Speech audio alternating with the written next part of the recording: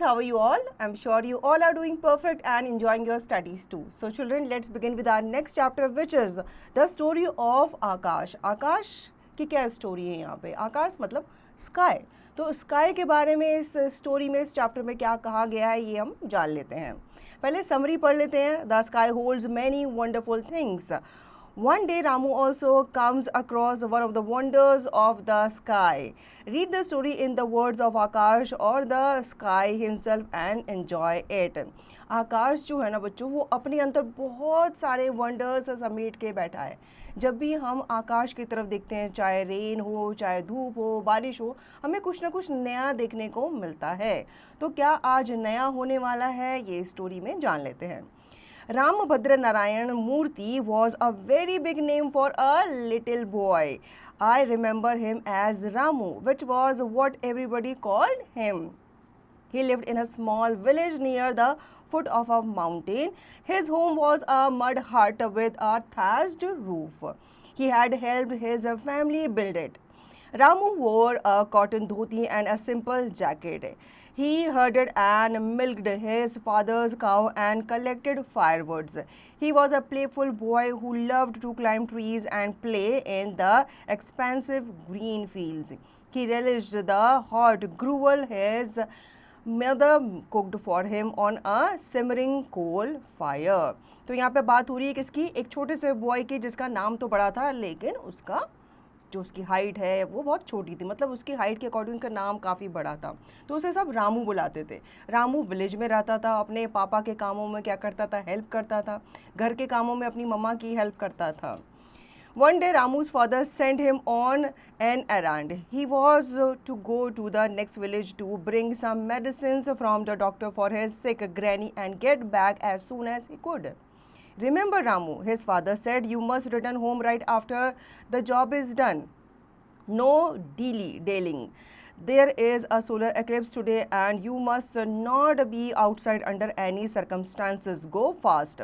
अब एक दिन उसके पापा ने क्या किया, उसको एक काम दिया, उसको एक काम सौंपा और उसको बाज़ार जाने को कहा कि तुम ये सामान जो है लेके आओ, लेकिन इस सामान को जल्दी से लेकर आना, नहीं तो सूर्य ग्रहण लगने वाला है. उससे उस टाइम पे अगर आप बाहर रहोगे तो दिक्कत हो सकती है. Ramu interrupted his father with a child's curiosity. Why is it dangerous, father? अब उसके फादर ने उससे कहा कि सूर्य ग्रहण के समय बाहर नहीं रहना चाहिए. तो बच्चों के अंदर क्यूरियोसिटी होती है. उसने क्वेश्चन पूछा है कि क्यों ये डेंजरस है. During an eclipse, the rays reaching the earth are harmful as the sun is not so strong. One is tempted to look at it directly, which can result in losing one's eyesight. So I warned you indoor well before noon when the eclipse can be sighted. Run as fast as your legs can carry you.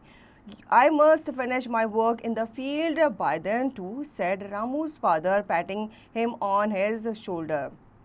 अब उन्होंने कहा कि solar eclipse, जब सूर्य ग्रहण होता है तो उस टाइम पे जो रेज धरती पे पड़ती है वो काफ़ी हार्मफुल होती हैं और उस टाइम पे हमें सूर्य की तरफ नहीं देखना चाहिए, नहीं तो हम अपनी आईसाइट खो सकते हैं. तो वो उसको बताते हैं कि तुम जल्दी जाओ, जो सामान मैंने मंगाया वो तुम लेकर के आओ.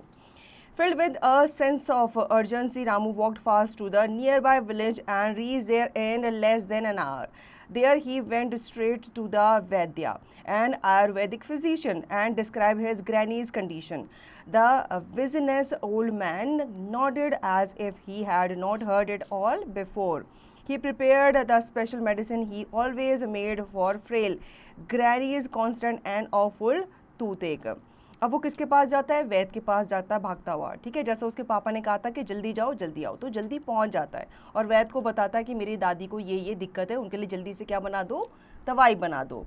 The problem was he went off to search for the herbs in the jungle nearby and did not return for an hour and a half. अब क्या हुआ, वो जड़ी बूटी ढूंढने के लिए कहाँ चला गया? जंगल चला गया और उसे वहीं पे काफ़ी टाइम लग गया. Poor Ramu was getting very, very tense indeed. When finally the old man returned, he spent another 15 minutes pounding and grinding a variety of little green herbs and dried nuts. अब 1 घंटे बाद वो वापस आया, कौन? वैद्य. अब वो वापस आकर दवाई बनाने लगा, उसमें भी उसने और 15 मिनट वेस्ट कर दिए. When he had finished, Ramu gave him the bag of grains which his father had sent as payment and sort off as fast as his legs could carry him. अब जैसे ही उन्होंने वैद्य ने उसको दवाई दी, उन्होंने उसको क्या किया, रामू ने उनको क्या दिया, एक बोरा गेहूं का दिया, ग्रेन का दिया, अनाज का दिया, क्योंकि उस टाइम पे क्या होता था, वस्तु विनिमय होता था, पैसे नहीं लोग देते थे, तो चीज़ के बदले चीज़ दिया करते थे। तो जैसे ही उसने उसको अनाज दिया, वैसे ही वो फटाफट अपने घर की तरफ भागा। No matter how fast he ran, he could not keep up with the time, which was now close to noon. Suddenly he realized that he was being followed. This particular stretch of the mud path was lonely and he knew there were robbers roaming in search of passers-by. अब उसको क्या हो चुका था, late हो चुका था, ठीक है, और वो जैसे जैसे भागता जा रहा था उसे ऐसा लग रहा था कि कोई उसका पीछा कर रहा है। पीछा कौन कर रहा है, जैसे गांव में क्या हुआ करते थे, पहले डाकू लुटेरे हुआ करते थे, तो उसे ऐसा लग रहा था कि कोई डाकू लुटेरा उसका पीछा कर रहा है। Would they take away the silver anklet I am wearing? He thought. Menacing footsteps echoed from the bend behind him and poor Ramu was petrified. अब उसे लगा कि ये लोग जो मैंने सिल्वर चेन पहनी हुई है, एंकलेट पहनी हुई है, उसको ये चुरा लेंगे मुझसे। He hurriedly crouched behind a thick bush and hoped his heart was not beating too loud. अब वो कहाँ छुप गया, एक झाड़ी के पीछे छुप गया। Then he looked up at me, Akash, and prayed hard for a miracle. Well, though he had not realized it, the eclipse was almost total by then and the whole world was growing dark at noon. Ramu had the miracle he wanted. अब वो झाड़ी के पीछे छुप करके भगवान की तरफ, आकाश की तरफ देखने लगा कि कोई क्या हो जाए, मिराकल हो जाए, जादू हो जाए। और उस टाइम पे क्या हो गया था, सूर्य ग्रहण ऑलरेडी हो गया था। I watched with pride the replay of the beautiful drama that had happened many times before. The moon which rotates around the earth and the earth that rotates around the sun fall in line with the sun. The shadow of the moon covered the sun and the earth turned dark because the sun's rays were cut off. ये आपने science की book में भी पढ़ा होगा। Solar eclipse क्यों होता है, कैसे होता है, आपको पता ही है। अर्थ जो है वो सन के आसपास चक्कर लगाती है और जो मून है, जो हमारी नेचुरल सैटेलाइट है, वो अर्थ के आसपास चक्कर लगाता है। तो जब ये तीनों एक लाइन में आ जाते हैं, मतलब मून भी जब घूमता घूमता अर्थ और सन के बीच में आ जाता है, तभी सोलर एक्लिप्स होता है। Ramu was too scared to even look up at the sky. He heard the robbers right next to him as he peered from the corner of his eye.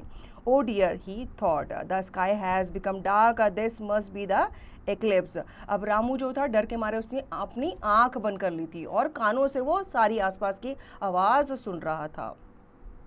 He shut his eyes tight as he heard the robbers stumble away, mumbling blindly in the dark, sounding confused and nervous.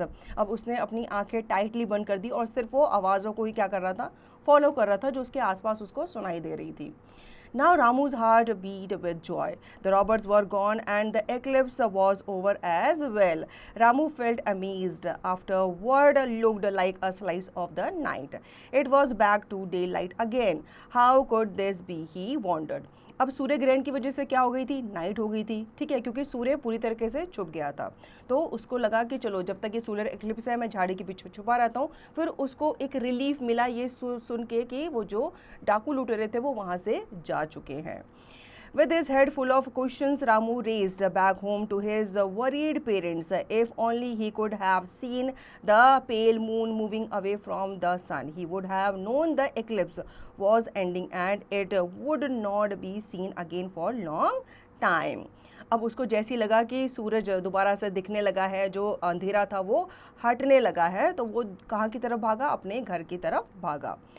That night Ramu lay on a charpoy in his open courtyard. He gazed at the countless stars that sparkled in the inky black sky and then he talked to me.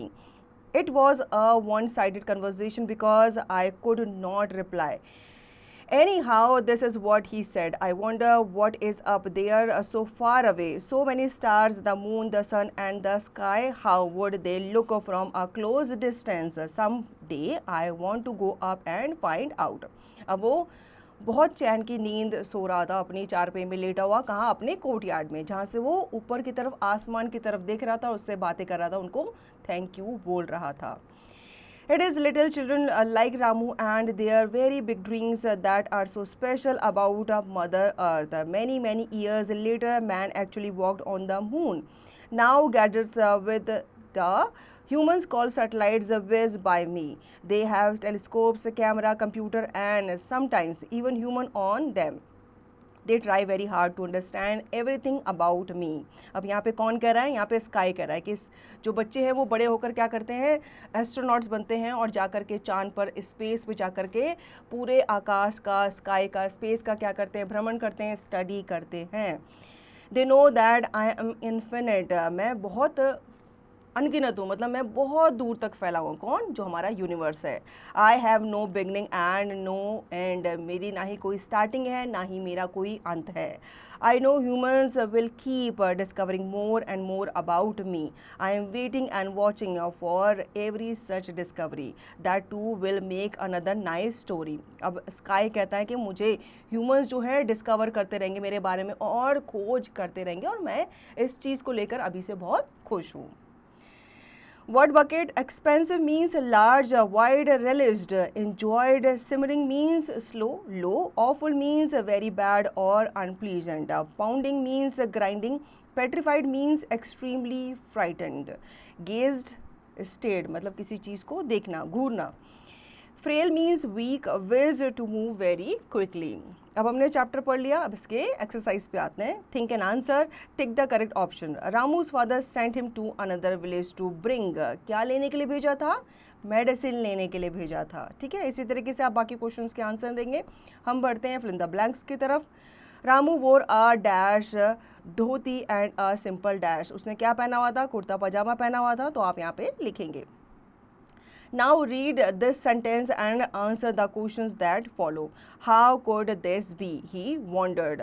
Who is he referred to in the given line? So he refers to Ramu. Ramu को refer करता है. Now answer the following questions. What did Ramu love to do? Ramu को क्या करना पसंद था? रामू को अपने मम्मी पापा के साथ घर के काम करना, उनकी हेल्प करना पसंद था. वैल्यूज इनसाइट पे आ जाते हैं. Suppose you see something unusual in the sky at night, what will you do? अब आप स्काई की तरफ देखते हो, आपको कुछ अनयूजुअल दिखाई देता है, तो आप क्या करेंगे? इग्नोर द इंसिडेंट, उसे इग्नोर कर देंगे. Research it on your own, खुद से उस पर रिसर्च करेंगे. या फिर ask your science teacher about it the next morning. आप अपनी साइंस टीचर से उसके बारे में पूछेंगे. तो इन तीनों ऑप्शन में से आप क्या करेंगे, आपको बताना है. Now grammar stroke, reading and writing skills. Quantifiers. Quantifiers are words that show how much there is of something. They show quantity. Quantifiers जो होते हैं ये quantity बताते हैं किसी चीज़ की, कि कोई चीज़ कितनी मात्रा में है. Sum is used to show an indefinite quantity. The exact number is not important. It is mostly used in affirmative statements. ठीक है. Example, I have some books. ठीक है, तो क्वांटिटी नहीं इसमें बताते, कितनी है नहीं पता, लेकिन कुछ बुक्स मेरे पास है. I have some books. Some is also use in questions but only when you think the answer is going to be yes. Example, do you have some sweets? I hope the answer is yes. Now any is use in negative sentences. ठीक है, जो आपका सम है वो आपका affirmative sentences में use होता है, जो एनी है वो नेगेटिव सेंटेंसेस में यूज होता है. जैसे कि example, I don't have any money. Any is also generally use in questions specially when we expect the answer to be no. ये तब भी पूछा जाता है जब हमारा आंसर जो होता है किस में होता है? नो में होता है, नहीं में होता है. Example, aren't there any taxis here? I expect the answer will be no, क्योंकि उसको भी टैक्सीज नज़र नहीं आ रही, लेकिन वो किसी और से पूछ रहा है, तो उसे पता है उसका आंसर भी नो ही होगा. Now read the sentences with their clues and fill in the blanks with some or any. अब आपको क्या करना है? fill in the blanks यहाँ पे दिए गए, you have to fill them with some or any. Like the first one is there a dash water in the jug? अब ये कैसा सेंटेंस है? affirmative sentences है, तो आप समझ गए होंगे यहाँ पे आपको क्या लगाना है? some लगाना है. ठीक है, इसी तरीके से आप बाकी के fill in the blanks fill करेंगे. हम बढ़ते हैं आगे few की तरफ. few क्या होता है? few and a few both are used with countable nouns. इनको यूज़ किया जाता है countable nouns के साथ. few tells us that there is not enough of something, a few tells us that there is enough of something. ठीक है, few कब लगता है जब आपको पता है कि कोई चीज़ आपके पास sufficient नहीं है. a few तब लगता है जब आपको पता है आपके पास कोई चीज़ sufficient है. Examples, there are few children playing, this means that there is not enough children. ठीक है, वहाँ पे कुछ बच्चे हैं लेकिन उतने बच्चे नहीं है जितने होने चाहिए. There are a few animals in the zoo, this means that there is not many but enough animals in the zoo. ज़्यादा नहीं है लेकिन उतने हैं जितने चाहिए. Now B, fill in the blanks with a few or a few, whichever is appropriate. Use the clues given in the bracket. There are dash birds on the tree.